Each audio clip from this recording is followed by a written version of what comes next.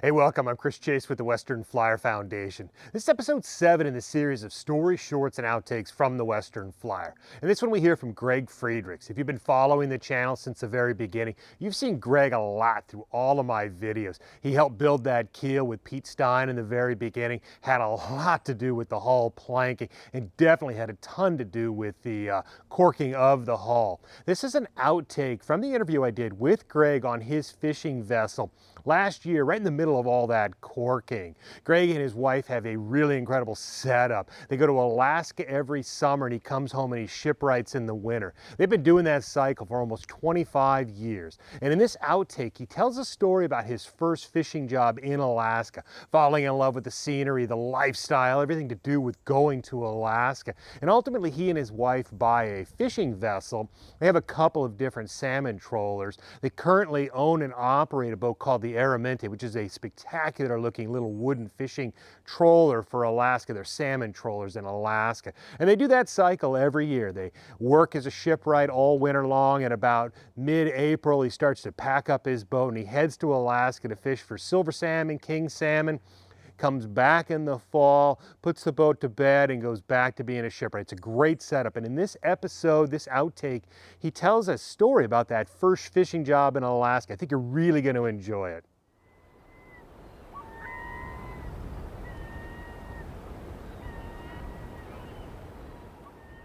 A boat owner and owned a packer. He owned the Express. Jim Rockham was one of Amy's regulars, and they got to know each other over the bar.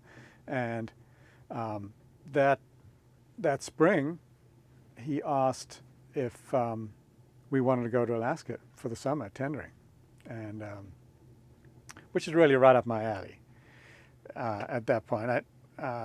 Because I love to travel and I love being on boats, and I was really curious about Alaska. So a tender is usually a bigger vessel that provides a service between the shore-based plant and the fishermen that are actually on the grounds. So they'll go out to the grounds and buy fish out on the grounds and transport them back to the land-based either cannery or plant. So they tend to be bigger, have capacity to put a lot of fish on. And that first year we went, Jim had a contract in Chignik.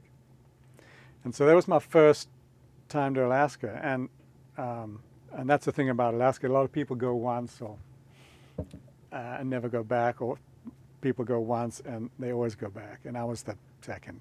Once I traveled a lot at that point, and getting up there, I was pretty amazed. I was like, wow, this is an incredible place.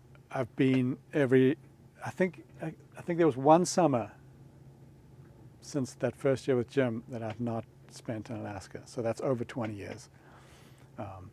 I've gone every summer. So I got hooked right away. And for me, it was a perfect combination of being on a boat, traveling, working.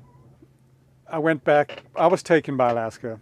And then I started getting to know this whole salmon thing, and that's pretty fascinating. And so I came back that winter. I can't remember where I worked that winter, but I was pretty keen to go back. And actually I went following summer, I went back with Jim. And 2 days before we left the Duwamish River to go to Chignik. And at that point we towed a barge up there too. The engineer who'd been on the boat a long time walked off and quit.